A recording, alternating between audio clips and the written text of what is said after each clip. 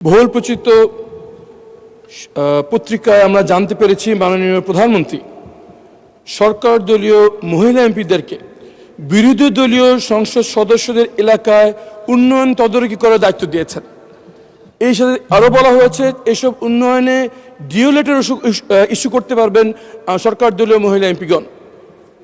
এই তথ্য থেকে আমাদের মধ্যে এই বিভ্রান্ত সৃষ্টি হচ্ছে যে এই কাজ কি তাদেরকে এই জন্য দেওয়া হচ্ছে যাতে আমরা যারা বিরোধী দলীয় এমপি আছি আমাদের Lily ultra soft serum gel যা গভীর থেকে স্কিনে দেয় 3 গুণ সিরাম হাইড্রেশন। সিরাম জেল হাইড্রেশনে ব্রাইট থাকো সব সিজনে।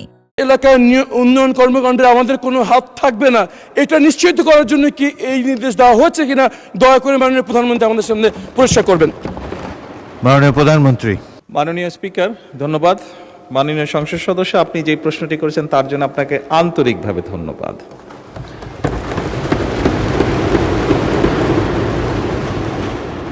আপনি বোধহয় নিশ্চয়ই জানেন যে আমাদের দল থেকে এবং আপনাদের দল থেকে যে সকল নারী সদস্যকে সংসদ সদস্য হিসাবে নির্বাচিত করা হয়েছে কয়েকদিন আগে, সংবিধানে বা আইনে নির্দিষ্টভাবে তাদের কোনো আসন নেই। আপনার বা আমার যেরকম নির্দিষ্ট আসন আছে সেভাবে নির্দিষ্ট কোনো আসন নেই।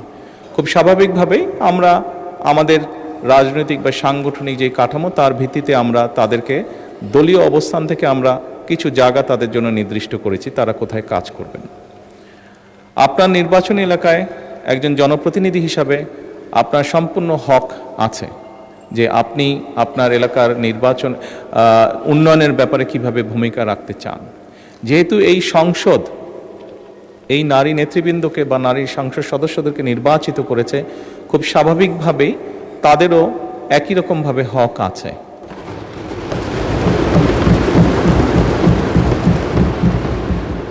একই রকমভাবে হক আছে তার এলাকার বা তার এলাকার মানুষের জন্য, এবং খুব স্বাভাবিকভাবেই আমরা যেটি নিয়ম আছে সরকারের সেই নিয়ম অনুযায়ী আমরা এগোচ্ছি। আপনার এলাকার যদি কোনো উন্নয়নের কোনো বিষয় যদি আমার সহযোগিতা করার কিছু থেকে জানাবেন, আমি সরাসরি আপনাকে সহযোগিতার চেষ্টা করব। ধন্যবাদ। Lily ultra soft serum gel যা গভীর থেকে স্কিনে দেয় 3 গুণ সিরাম হাইড্রেশন। সিরাম জেল হাইড্রেশনে ব্রাইট থাকো সব সিজনে।